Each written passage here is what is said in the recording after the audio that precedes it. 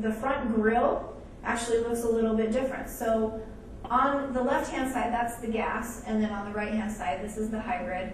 This helps allow for additional cooling for the hybrid transaxle in there.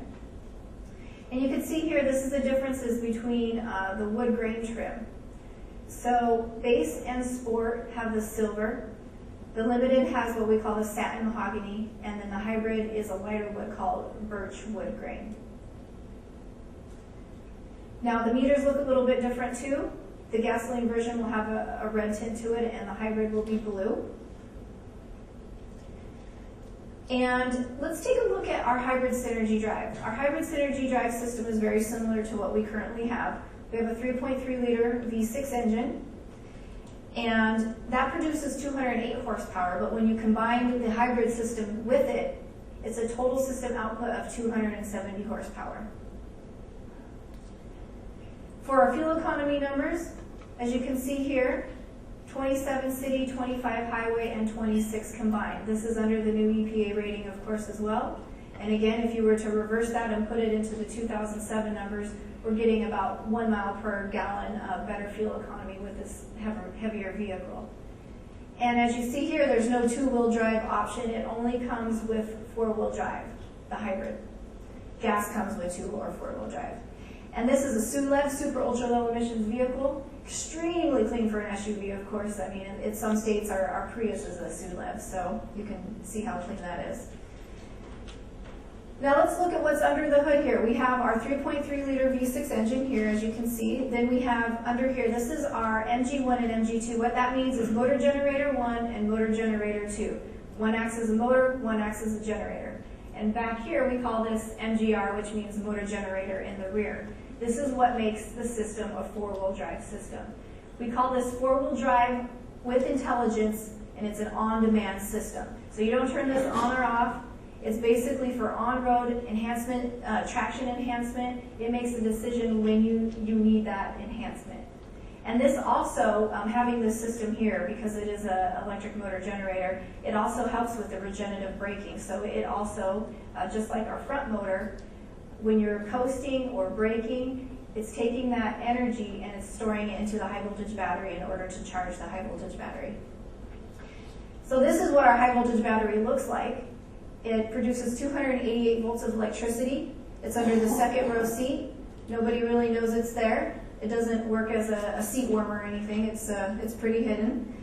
These vents right here at the bottom are actually to take air in, to cool the battery. So it's just using the regular temperature inside the vehicle, cools the battery. The hybrid inverter, it's underneath the hood, driver's side actually, and the inverter is what takes that electricity, that 288 volts, and it steps it up to 650 volts. And that's what the motor generators are run off of, is the 650. It also takes 288, steps it down to 12 volts, and just charges your small 12-volt battery as well. Now let's look at some of the unique technologies that this vehicle has. We have what we call a hybrid system indicator. What this does is it helps teach the customer how to drive their vehicle most efficiently. It's sort of like a video game, because your job is to take this needle and keep it in between these white lines.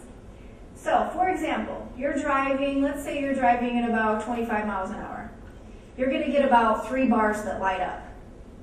And if you can keep your needle within those 3 bars while you're driving slowly, you're getting the best fuel economy for your vehicle at that time. Now let's say you speed up and you're going 35 or 40, you're going to get about 4 to 5 bars.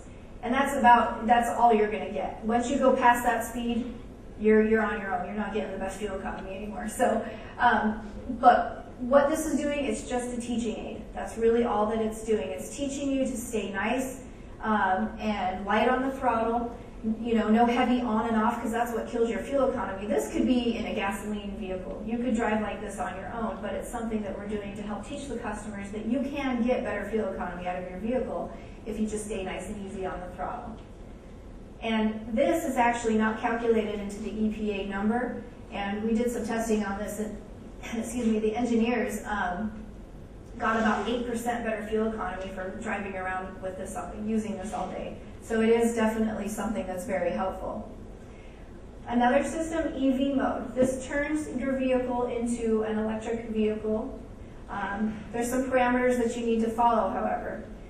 In your little multi-information display, there's you can see the battery power, the state of charge of your battery.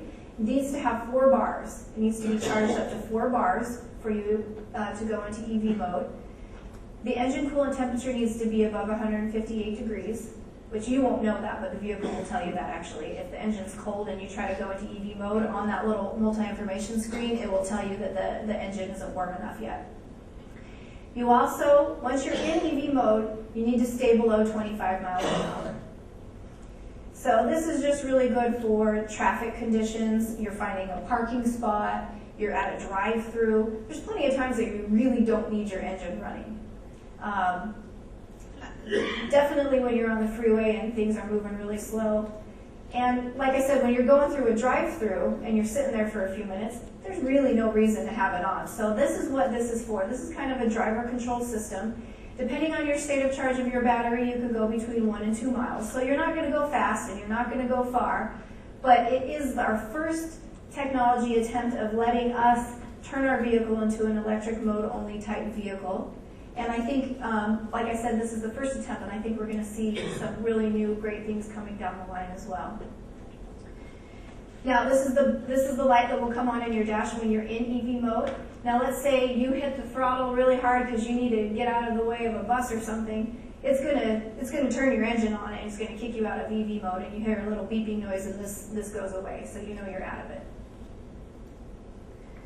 Now, Econ Mode, that's the button next to the EV mode. This actually has to do with your engine. What Econ Mode does is that it kind of takes away, it kind of smooths out your throttle response. So for example, if you open your throttle at, say, 60%, it's actually only opening at 40% because it wants to kind of smooth out that response, again, to give you that better fuel economy. So I want you to try this today. You can drive around in it all day. Econ Mode is a button that you can press, and it's always going to stay on until you turn it off. And you can really feel the difference between regular driving and your Econ Mode, because it really just wants to kind of take a little bit of that throttle away from you. This is not calculated into the EPA either, so if you were to drive around in this, you can get better fuel economy than what the EPA is rating as well.